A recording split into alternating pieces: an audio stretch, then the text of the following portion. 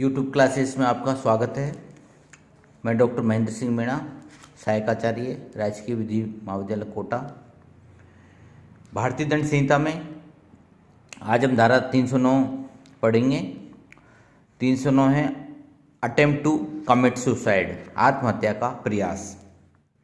जो कोई व्यक्ति आत्महत्या करने का प्रयास करेगा और उस अपराध को करने के लिए कोई कार्य करेगा, वह सादा कारावास से जिसकी अवधि 1 वर्ष तक की हो सकेगी या जुर्माने से या दोनों से दंडित किया जाएगा। आत्महत्या को विधि के अंतर्गत दंडनीय नहीं बनाया गया है, क्योंकि आत्महत्या कर लेने पर वह व्यक्ति ही जीवित नहीं रहता जिसने आत्महत्या की है, तो दंडित किया किसे जाए, किसे दंडित किया जाए। अतः विधि में आत्महत्या को नहीं अपितु आत्महत्या के प्रयास को दंडनीय बनाया गया है। संपूर्ण विधि में यही एक ऐसा अपराध है जो पूरा हो जाने पर दंडनीय नहीं होता, जबकि प्रयास दंडनीय माना जाता है। अर्थात आत्महत्या करने पर किसी प्रकार का कोई दंड का प्रावधान नहीं है, लेकिन आत्महत्या का प्रयास को भारतीय दंड संहिता की धारा 309 में दंडित किया गया है।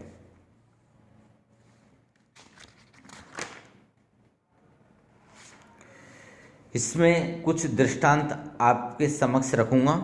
नंबर 1, एक स्त्री कुएं में कूदकर आत्महत्या करने के आशय से कुएं की ओर दौड़ी, परंतु कूदने के पूर्व ही एक व्यक्ति ने उसे पकड़ लिया।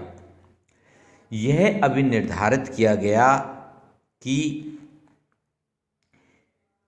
वह इस धारा के अधीन दोषी नहीं थी, क्योंकि इस बात की सर्वदा संभावना थी कि वह अपना आशय बदल सकती थी, और यह भी कि उसका कार्य अभी भी तैयारी की कोटि में था, क्योंकि अपराध को कारित करने की दिशा में उसने कोई प्रारंभ नहीं किया।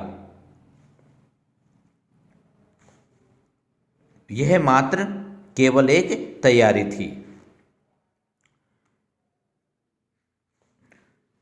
एक और केस लो है पी रत्नम पटनायक बनाम union of India, AIR 1994, supreme court, page number 1844 के मामले में माननीय उच्चतम न्यायालय ने भारतीय दंड संहिता की धारा 309 को असंवैधानिक करार दे दिया।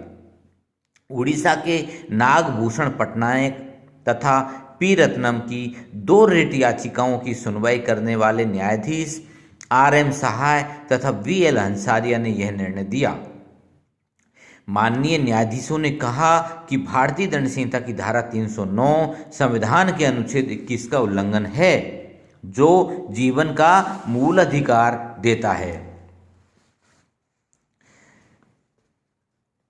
मुंबई उच्च न्यायालय ने हाल ही में मारुति श्रीपति दुवाल बनाम राज्य 1987 क्रिमिनल लॉ जनरल मुंबई के मामले में एक सड़क दुर्घटना के पश्चात अभियुक्त ने मानसिक रूप से रोगग्रस्त होने के कारण स्वयं पर मिट्टी का तेल उड़ेलकर आग लगाने का प्रयत्न किया। यह अभिनिर्धारित किया कि धारा 309 संविधान के अनुच्छेद 19, अनुच्छेद 14 और अनुच्छेद 21 का अतिक्रमण करती है।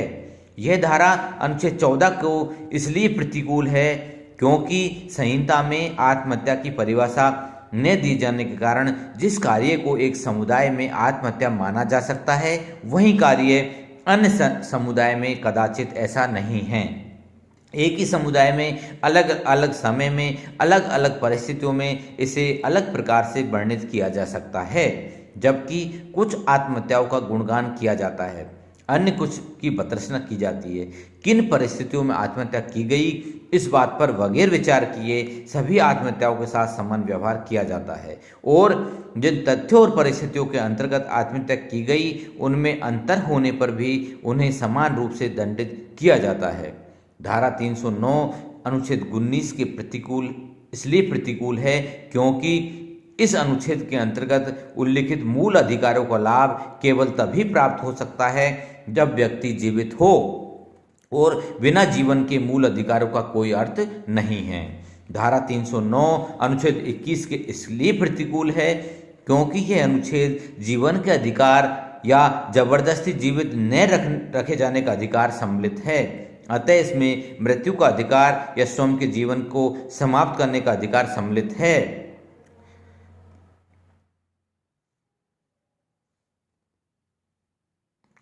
महाराष्ट्र राज्य बनाम Maruti Shripati Dubal, AIR 1997, supreme court, page number 411 में 11 वर्ष पूर्व अभियुक्त ने आत्महत्या का प्रयत्न किया था। उच्च न्यायालय ने इस बात पर ध्यान दिया कि एक सड़क दुर्घटना में अभियुक्त के सिर में क्षति पहुंचने के कारण वह असंतुलित हो चुकी थी और उसकी बीमारी को चक्कर से आक्रांत, भयभीत, नींद की कमी आदि कहा गया। इसके पश्चात चिकित्सक ने यह निष्कर्ष निकाला कि यह सिजोफ्रेनिया से ग्रसित है। उच्चतम न्यायालय ने यह कहा कि ऐसी परिस्थितियों में अभियुक्त के विरुद्ध प्रारंभ किए गए आपराधिक मामले को आगे बढ़ाने से कोई लाभ नहीं होगा। न्यायालय ने स्पष्ट किया कि यदि इस मामले में उसे दोषी ठहराया भी गया तो भी उसके साथ सहानुभूतिपूर्वक विचार किए जाने की आवश्यकता है। अतः यही उचित है कि मामले को अभिघटित कर दिया जाए। परंतु आंध्र प्रदेश उच्च न्यायालय ने चेन्ना जगदीश्वरम बनाम राज्य 1998 criminal law general Andhra Pradesh के मामले में यह भी निर्धारित किया कि जीवन के अधिकार में जीवित न रहने का अधिकार या मृत्यु का अधिकार सम्मिलित नहीं है। इसलिए धारा 309 संविधान के अनुच्छेद 19 और 21 का अतिक्रमण करती है।